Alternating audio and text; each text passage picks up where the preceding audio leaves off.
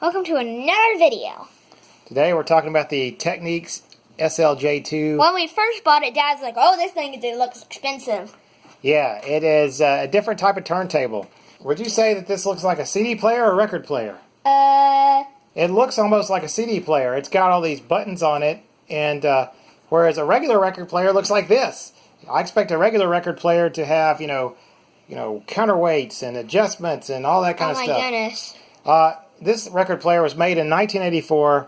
I almost feel like, in the 80s, compact disc came out, everything was going digital, and this record player is sort of symptomatic of that, and I say symptomatic because it's a more disconnected feeling from the music. Before now, you'd lift up the tone arm, and you'd be like threading tape and all this stuff, and this record, you're really disconnected. You don't even touch the record. You just lift it up, and you touch buttons. I think it looks a little cool, and looks like the 1800s guy, if they built a time machine, went back here and said, ooh, this thing looks like the future of records. This record player debuted in 1984. Here's an ad. It was $109 back then. It's a different type of record player for a different era, the era of digital music and synthesizers, and everybody's like a record player. The robot dance. It's a record that Dad has that was made in 1984. We're going to play on this record. We'll play 1984 by Van Halen. Why not? Since this record player was made in 1984.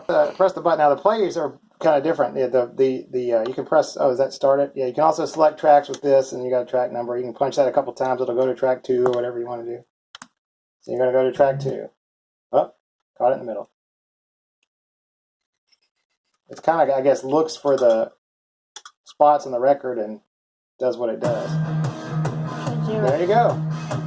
Just who's number 2 up. Yeah.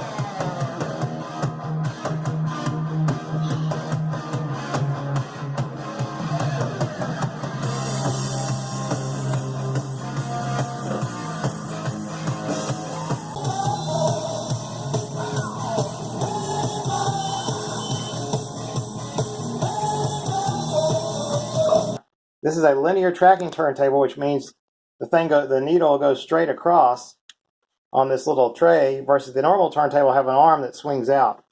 They say since they're tracking the same way the record was cut, they're better, but it's a lot more settled than that. Here's a great article from 1985 Stereo Review that talks about the differences between the types of tone arms, and I'll put a link to it in the description. That's about all there is for this turntable, just a quick video. We'll just try to play an old 1960s record here a little bit, maybe just a minute so we didn't copyright flag, but that's about it. See you next time for another video.